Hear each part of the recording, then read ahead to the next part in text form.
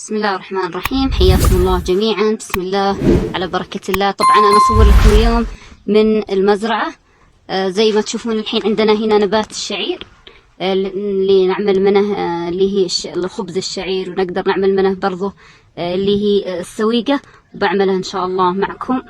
بس أنا حبيت أوريكم اللي هي النبتة، نفس نبتة الشعير زي ما تشوفونها الحين. إن شاء الله التصوير يكون واضح. بعملها إن شاء الله معكم إن شاء الله بطريقتها، يعني بالتفصيل بعملها معكم إن شاء الله، اللي هي السويقة البلدي أو اللي هي السويقة الجنوبي. إن شاء الله بعملها معكم إن شاء الله، وإن الفيديو إن شاء الله يحوز على رضاكم واستحسانكم.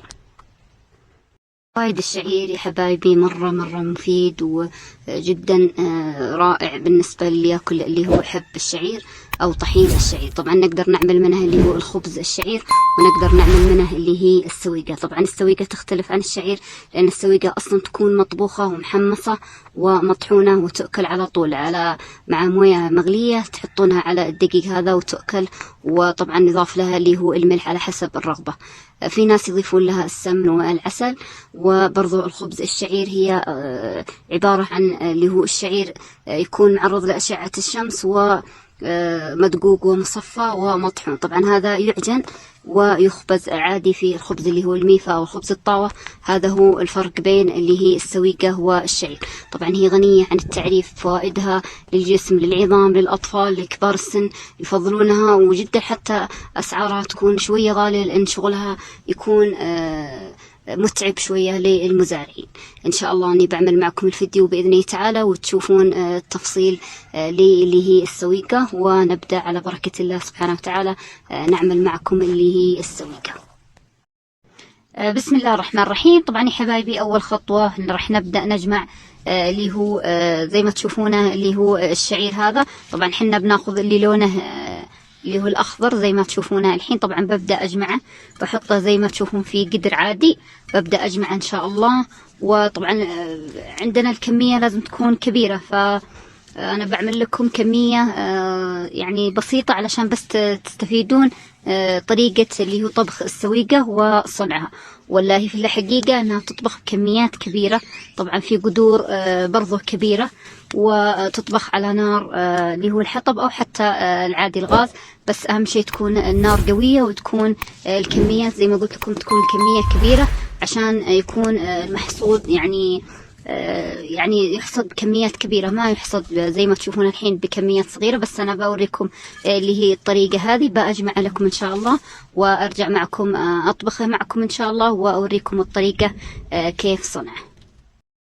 الحين يا حبايبي زي ما تشوفون الحين بعد ما قطفت اللي هو السويقة، زي ما قلت لكم ببدأ أطبخها إن شاء الله. طبعا بحطها على النار، بأضيف لها موية، وبأضيف لها برضو شوية من الملح، وأخليها تقريبا ربع ساعة أو أكثر شوية حتى يتغير لونها وتنطبخ. وبعدين أصفيها من الموية، وأخليها على صحن أو قماش أو أي شيء عشان تحت اللي هو الشمس حتى تجف. فببدأ طبعا أضيف لها الموية، بغطيها تماما بالموية، وأغطي على القدر وأخليها حتى تستوي. طبعا بضيف لها ملح زي ما تشوفون، بضيف لها اللي هو ملح.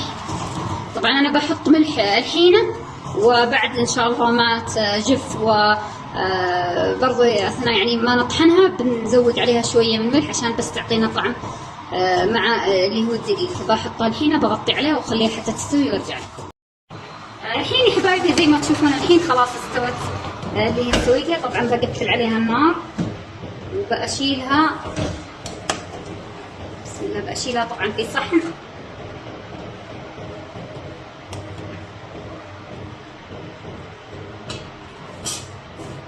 وأحطها طبعا في الشمس حتى تجف تماما.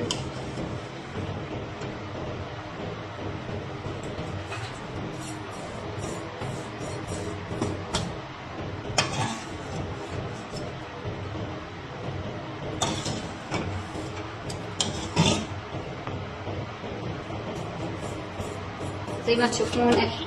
طبعا أنا بطلعها في الشمس وبخليها حتى تجف إن شاء الله، وتشوفون إن شاء الله الطريقة اللي بعدها. بسم الله الرحمن الرحيم. حياكم الله يا حبايبي.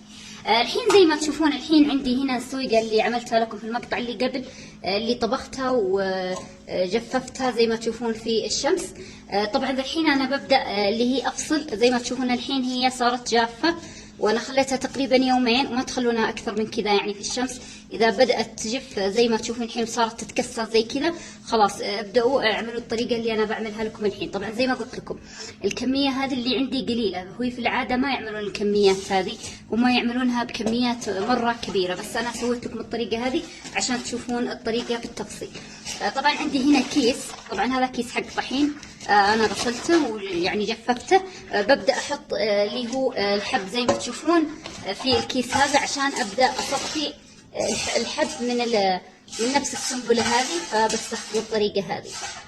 طبعا انا بستخدم طريقه بسيطه، ولا هي في الاصل هم يسمونها يعني يسوونها بكميات كبيره ويحطونه سواء بالحيوانات تدوسه او بالسياره.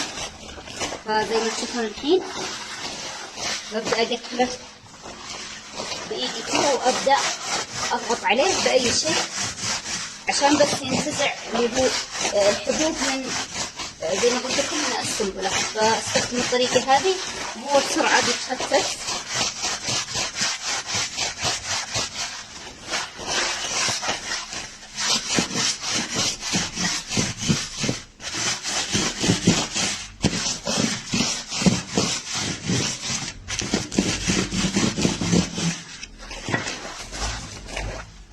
زي ما تشوفون الحين ان شاء الله يبقى اشوف بوريكم اللي هي الطريقه.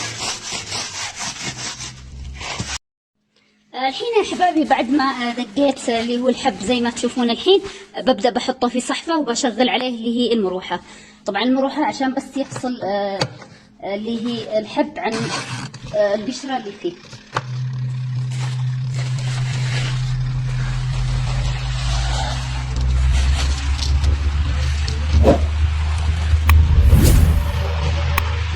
زي ما تشوفون الحين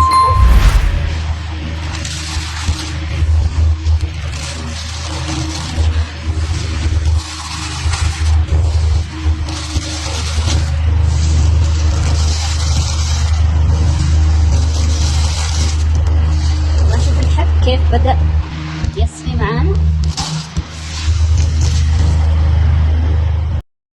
الحين يا حبايبي خلاص صار زي ما تشوفون السويقة خلاص صارت جاهزة. ببدأ أحمصها وأعملها معكم إن شاء الله، وتشوفون الطريقة اللي بعدها. الحين ببدأ أحمص معكم اللي هو السويقة والحب اللي عملته معكم. زي ما تشوفون الحين ببدأ أحمصه. طبعا التحميص لازم يكون تحميص على نار متوسطة، وبرضه ما يطول على النار، لأنه لو طول على النار بتصير حامضة اللي هي السويقة. فأنا فشلت فيها مرتين، وبعدين حاولت أكثر من مرة حتى يعني وصلت لدرجة تحمير مناسبة. طبعا أنا ما بخليها تطول زي القهوة، بس يا دوب حمص تحميص بسيط وأشيلها من على النار.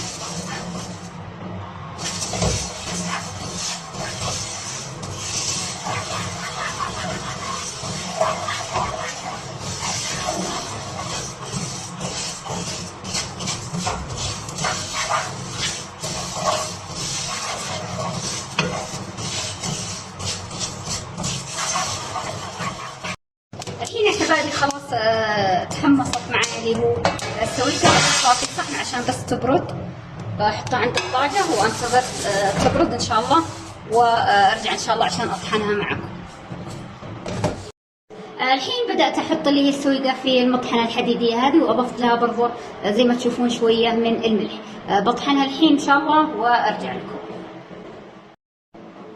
الحين يا حبايبي زي ما تشوفون الحين بعد ما طحنت اللي هي السويقة، زي ما تشوفون الحين شوفوا اللون هذا لون سكري، يعني لازم يكون لونها فاتح، لأن لو كان اللون غامق يعني خليتوها تطول على النار يعني في التحميص بتجي مرة، يعني بتجي لونها أسود إذا حطيتوا عليها الموية، وتجي مرة ما بتجي يعني طعمها حلو. فلازم تكون زي ما قلت لكم اللون اللي هو السكري هذا. وبحطها طبعا لازم تكون تحطونها مثلا في علبة زي هذه قزاز علشان تحافظ عليها، فبعبيها في العلبة هذه. وبرضو إذا يعني حطوها في قزاز يعني شيلوها من روائح المطبخ، بحطها طبعا على جنب، بعبيها هنا في العلبة وخليها مفتوحة عشان تبرد. الحين زي ما شفتوا شفتوا الحين حطيت اللي هي السويقة في قزازة زي ما تشوفون الحين. ببدأ أعملها عشان تشوفون بس طريقة اللي هو أكلها.